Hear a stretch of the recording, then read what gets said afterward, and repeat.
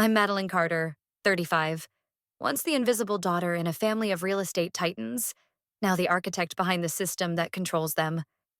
3 years ago, they left me out of a shareholder memo. Today, they're quoting my proposal, word for word, in boardrooms they no longer own. I didn't rise with their blessing. I rose in silence with a binder they didn't bother reading and a strategy they were too arrogant to see coming. My mother called me too ambitious. My brother said, power stays in the bloodline. They were both right, but wrong about whose blood mattered. Before I tell you how I rewrote the rules of legacy, leveraged forgotten contracts, and became chairwoman of the company that tried to erase me, tell me, where are you watching from? And hit subscribe if you've ever been the one they tried to leave outside, only to come back and own the whole building. Just like 3 years ago when they left me off the family shareholder memo. The same cold shoulder, same cold silence. Only now they wore designer smiles and clinked glasses like nothing had ever happened. Like I wasn't standing just beyond the glass, watching them pretend I didn't exist. Valenhall's courtyard glittered in soft amber light, a polished oasis of moneyed serenity in the middle of River North. Candlelit tables lined the edge of the reflecting pool, sleek silhouettes of waitstaff weaving between deals and secrets.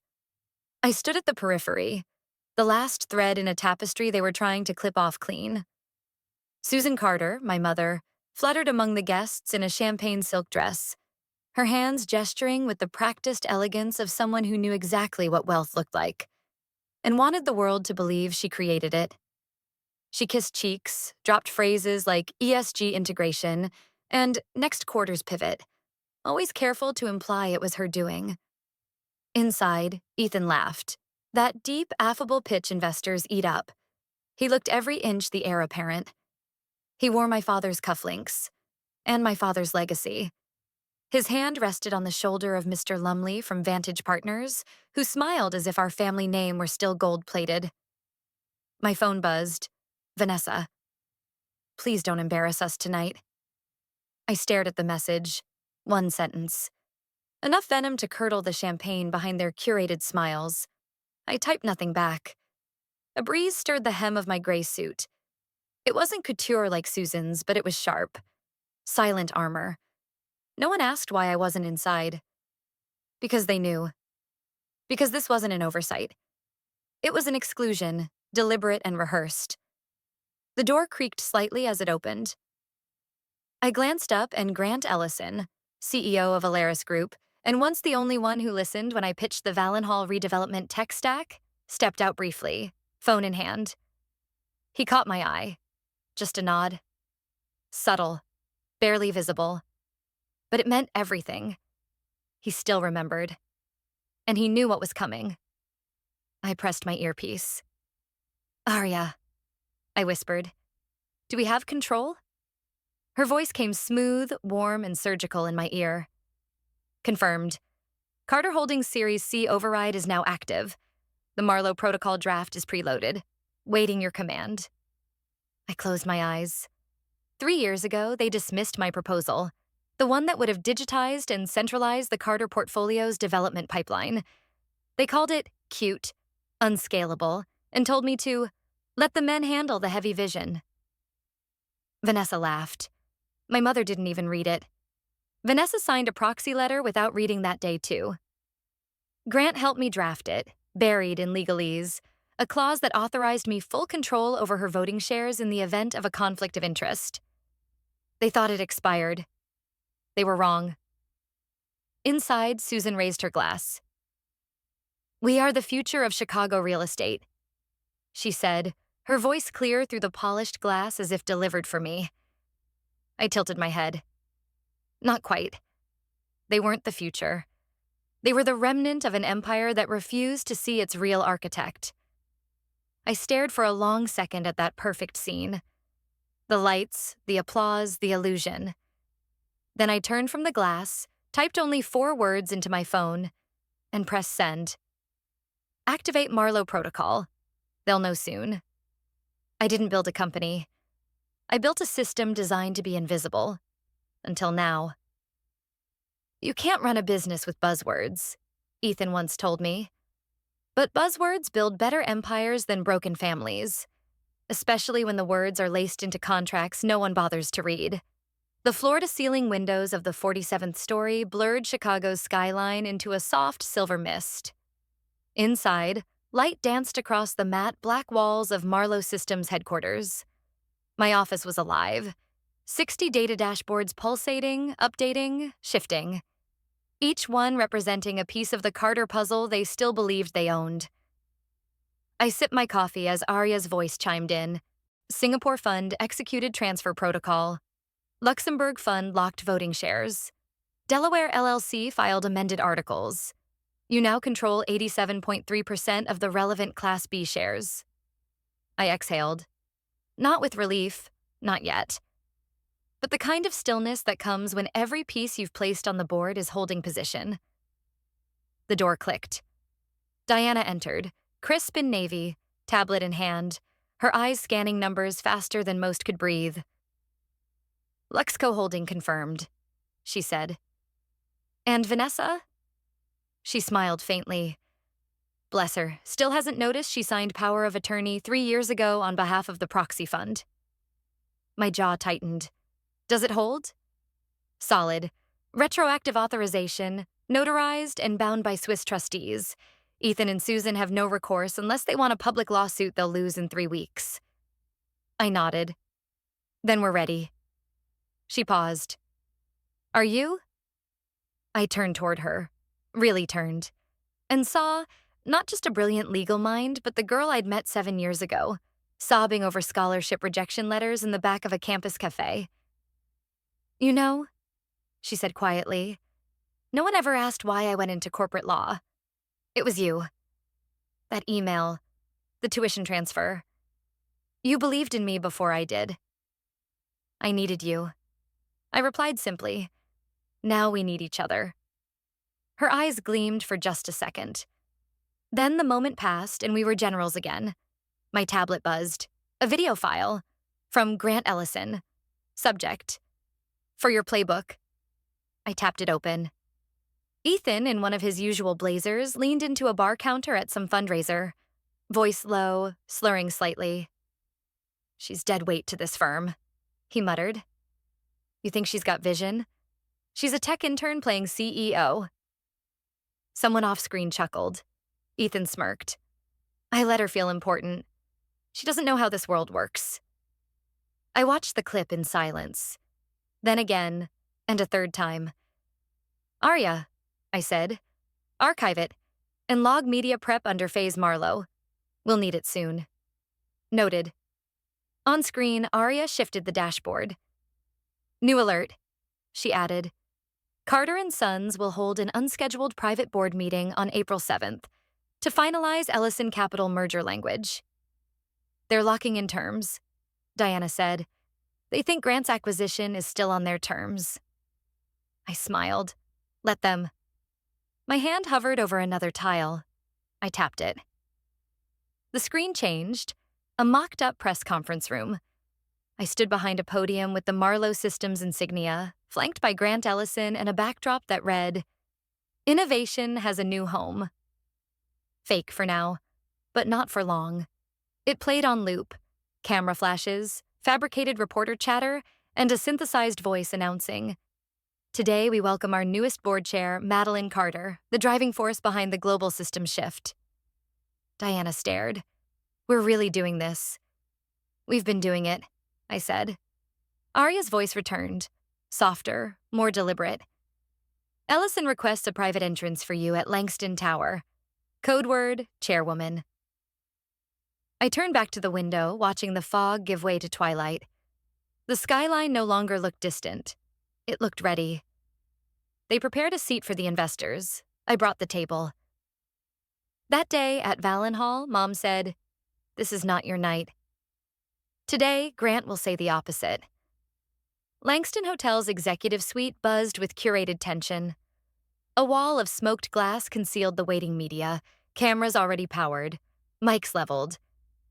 Inside, the Carter family stood flanked by charts and polished jargon. Carter Forward, Vision 2030, sprawled across a screen they never earned the right to present. Vanessa stood at the head of the oval table, her tone calculated. As we project into the next decade, this proposal leverages AI infrastructure, decentralized tracking systems, and ESG modeling. Our analytics have confirmed. I almost laughed. They were pitching my work, word for word from the proposal I drafted 3 years ago. The one Susan dismissed with, "Not everything needs to sound like a TED Talk." Now here it was, dressed in new colors, paraded as their own innovation. Across the room, Ethan nodded sagely. Susan sat regal, hands folded, eyes scanning the room like she already owned it. Grant Ellison tapped the table once, soft but firm. "Before we proceed further," he said, voice calm, "there's someone you all need to hear from." All heads turned. He rose. "It's important that you know who shaped the strategy you're quoting, who protected the IP through 3 jurisdictions, who stabilized this company when no one was watching." He stepped toward the double doors.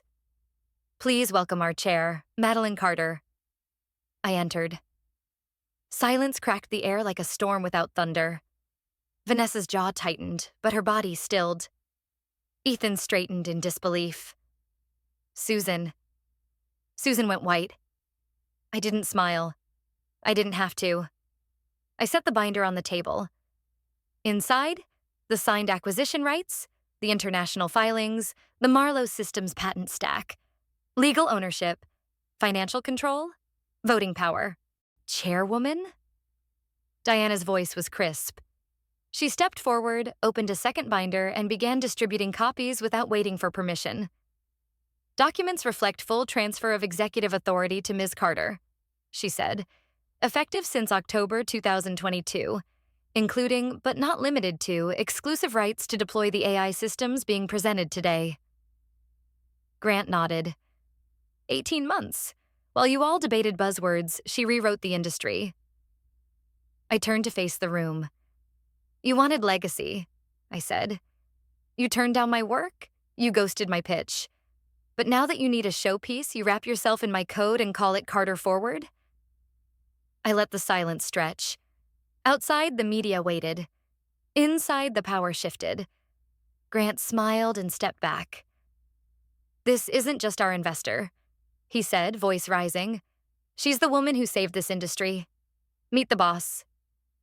Every camera flash, every gasp from the press was timed to that moment. I stood at the head of the table now.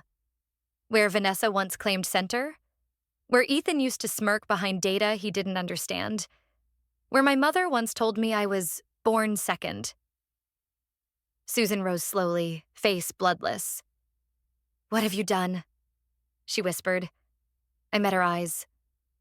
"I followed your advice, Mother," I said. "I took control.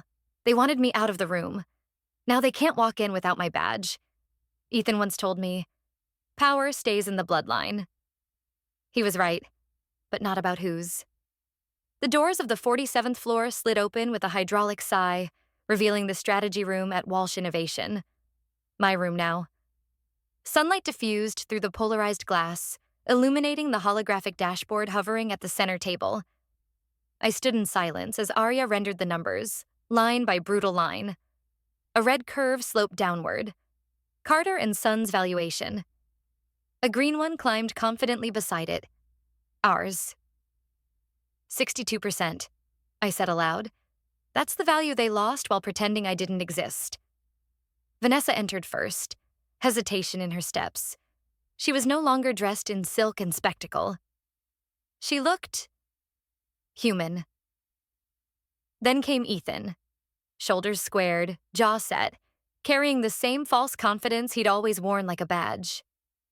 Diana stood at the end of the table, a quiet sentinel with 2 folders in hand. Each bore the Carter name. "I asked you here to clarify terms," I said. "This is not punishment. It's structure." Vanessa sat slowly. Ethan remained standing, arms crossed. Diana opened the first folder. "These contracts offer associate-level positions," she said. "You'll start in R&D, clean slate, performance reviews at 90 and 180 days. Ethan barked a laugh. "You want me to start over? Me? After all I've built? Built? I turned toward the display. The AI infrastructure, the foreign filings, the governance model? You used my proposal like stage decor. You built nothing. His voice rose. You're not the boss of me. Grant's voice cut through the room before I could respond. Actually, he said, stepping through the glass door, she is. And if you can't learn, Ethan, the system will replace you. Talent is not inherited. It's earned. He walked to the center, nodded to Diana, then to me. It's time. I took the merger contract, thick with weight and consequence, and signed the final page with a flourish. One by one, I said, handing it across the table. This is your reset button. Use it or don't, but know this. No one here is above evolution, not even family. The silence was thunderous. Vanessa took the folder. Her fingers trembled. Ethan didn't. He grabbed his and hurled it across the room. Pages scattered like broken pride. This is war, he spat. I met his eyes without blinking. Then make sure you're armed with relevance. He never said a word when I left, but he kept the folder. The last time I stepped into this office, I was 25. Hands trembling, voice too eager, carrying a proposal titled Project Axis and a fire no one wanted to see. Richard Carter didn't look up that day. He simply nodded, took the folder, and set it on a pile of reports as if I were another intern with a bright idea and no future. I thought he'd thrown it away, like everything else I'd offered. Now, nearly a decade later, I stood at the threshold again. The office was quiet, not with absence, but with memory. Dust lined the windowsill. A lone desk lamp flickered near a box labeled Archive 2020 to 2021.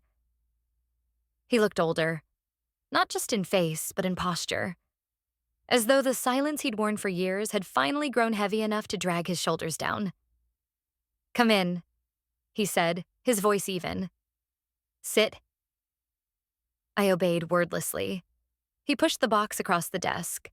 Slowly, deliberately. Inside were manila folders, worn at the edges, contracts, printed emails, meeting minutes. And beneath them, still in its original black binder, was Project Axis. My name on the cover, M. Carter, March 2020. He opened it with care as if it might break under his fingers. I didn't read it all, he said, gaze fixed on the first page. Because if what you wrote in here was real, then I've been wrong all my life. I didn't speak. Let the silence hold. Let him arrive at his own reckoning. He flipped a few pages, then stopped, eyes scanning a diagram labeled Decentralized Ownership Model for Ethical Tech Futures. I thought I had time, he continued. Time to shape Ethan. Time to let you prove yourself in safe ways. I didn't understand that by keeping you out, I was keeping the company blind. Still, I said nothing. Not out of defiance, but because some wounds don't bleed. They burn, and healing doesn't need applause. It wasn't about revenge, I said quietly. It was about being heard. He looked at me, really looked. And for the first time in years, there was no judgment in his eyes. No calculation. Just recognition. I believe you, he said. He reached into the drawer and pulled out a sheet of company stationery, signed it with steady hands. Resignation of Richard Carter. Effective immediately, he slid the page across the desk. This company no longer needs my hands, he said. It needs your voice. I picked up the paper, held it for a beat. My heart didn't race. My breath didn't catch. It felt just not a victory, but a correction. As I stood, he didn't follow. He looked out the window, the city below like veins of light, pulsing and unrelenting. At the door, I paused. He turned just once and said, "Lead it better than I protect it." I nodded, then walked out. This time, I chose the restaurant. And no one waited in the car. I used to dream of sitting at the family meeting table. Now I'm rebuilding that table. The lounge at Walsh Innovation Center didn't smell like legacy. It smelled like something newer. citrus, cedarwood, and second chances. The lights were soft, deliberately warm, reflecting against clean glass panels and the flicker of the Carter Dot AI system projected behind us. No hierarchy, no nameplates. Just a long table where every chair matched and no one sat higher than the rest. Ethan was the first to arrive. He looked thinner. Maybe sleep had escaped him, or maybe guilt had finally unpacked its bags. He didn't speak, just nodded, then chose the seat farthest from mine. Not in shame, but humility. When he opened his laptop halfway through the appetizers and started mapping out machine learning pathways with one finger and a furrowed brow, I didn't stop him. Vanessa followed next. She wore flats, not stilettos, and hugged Diana like an old friend. She helped set plates, unprompted. There was no performance tonight, only presence. Grant and Diana took seats along the side, watching more than speaking. Supervising, not steering. That had always been the rule. I asked them here not as witnesses, but as guardrails. The power belonged to no one person anymore. Susan arrived last. Not late, not early, just on time. Her pearls were gone, her makeup softened. When she sat, she didn't command the room. She simply asked, "Where should I sit?" I gestured to the spot beside me. For a while, no one said anything, and that was okay. The silence was full, not hollow like it used to be. This time, we weren't waiting for permission to speak. We were letting the moment breathe. Halfway through dessert, Susan finally leaned over and asked, almost like a confession, "You didn't do this for revenge?" I looked at her. "No," I said. "I did it so no one else has to sit outside." Across the room, Richard stood near the window, arms crossed. He hadn't said a word all night. But when I caught his eye, he gave the faintest nod.